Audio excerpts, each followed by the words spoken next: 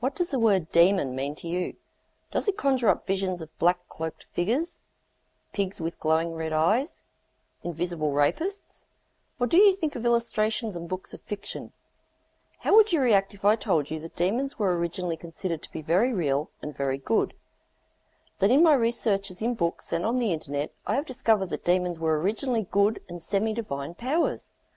The original Greek word for demon was daemon, or daimon, meaning a supernatural being or divine power. That is not human and not malevolent. It meant good-spiritedness or happiness. According to Wikipedia, the name first acquired its current evil connotation in translation of the Hellenistic and New Testament Greek, informed by the mythology of the ancient Semitic religion. The Greek demon eventually came to include many Semitic and Near Eastern gods as evaluated by the Christians of those days.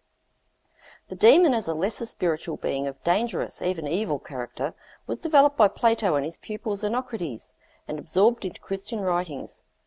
The usage of demon in the New Testament's original Greek text caused the Greek word to be applied to the Judeo-Christian concept of an evil spirit by the early 2nd century AD. Socrates had a demon, a divine something that frequently warned him in the form of a voice against mistakes, but never told him what to do. Out of a book I've got called Strange Customs, A Supernatural New by R. Brash, R. Brash goes on to say, the description of the demon and the way in which the name changed in meaning shows how man's evil intention or self-image can besmirch even the best of names. To start with, the demon was not necessarily evil at all. Frequently he was highly respected as a divine and protective spirit. He could be a guardian angel, for instance. In Greek, the demon originally referred to a divine power that imparted fate and destiny. It was a good genius and a source of spiritual inspiration. Socrates claimed that a demon was the guide in his thoughts and philosophy, who warned him whenever he was about to make a wrong decision. Commentators differed in the way they interpreted the sense in which Socrates used the term. Some said that he used the term for the supernatural experiences he underwent in his cataleptic trances. Nevertheless, they all agree that the demon Socrates knew was of a benign nature. For centuries the demon occupied a respected place. His crisis and change of personality came with the advent of the Christian faith. Christians adapted the well-known name but began to use it extensively and exclusively for unclean spirits. Ever since, demons have been satellites of Satan, whether in the form of fallen angels, decried pagan gods, or generally spirits of evil. All the former positive values of the demon were now completely forgotten. The final blow was struck by King James VI of Scotland, that's James I of England.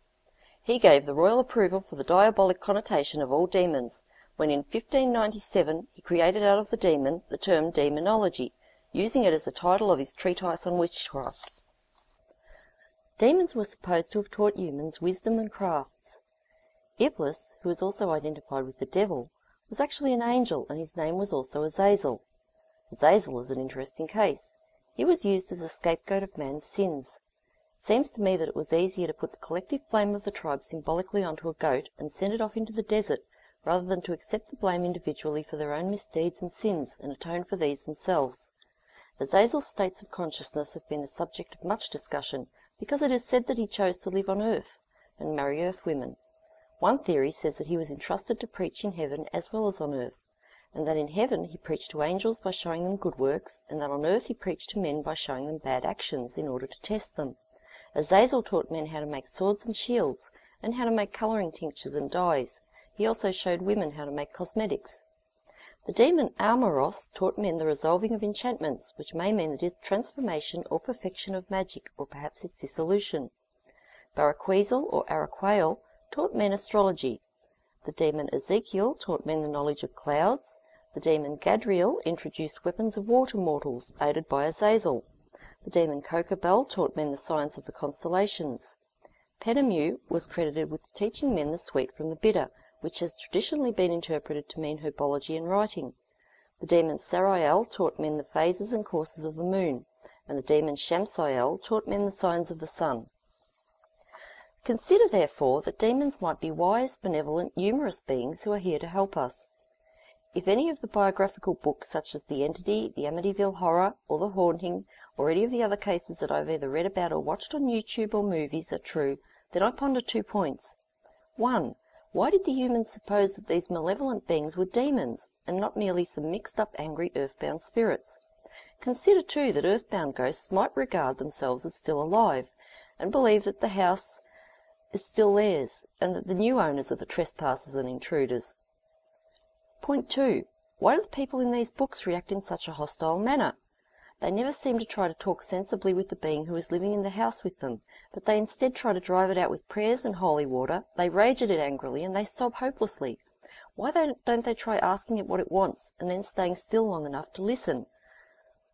Also, if these books are true, consider what the people who underwent these experiences learned from them, because in my opinion they learned some very valuable lessons. They learned to cherish their families, to value a peaceful life more than monetary wealth, and to broaden their comprehension of the world around them and the unseen realities that may constantly overlap with it. I have never read or heard of a case where a demon has actually killed a person or badly injured somebody. In fact, when everything's taken into consideration, demons are a really pathetic lot. For such supposedly evil and banefully powerful beings, all they seem to do is scare people and cause a few juggling tricks with the furniture and the electricity. In modern-day usage, I've heard Americans say that somebody is fighting his demons, or if he could overcome his demons, then he could have his job back, meaning by demons such problems as alcohol abuse, drug abuse, mental disorders, and emotional pain. Why blame these problems on demons when they are either directly attributable to the person's choices or to their body chemistry? Now, by doing this video, I'm not trying to offend anybody, but I'd like it if anybody who hears this could just reconsider their opinions and preconceptions, because once I researched the history, there was no doubt left in my mind that demons are demonized by humanity, or, if you prefer, that demons get a raw deal.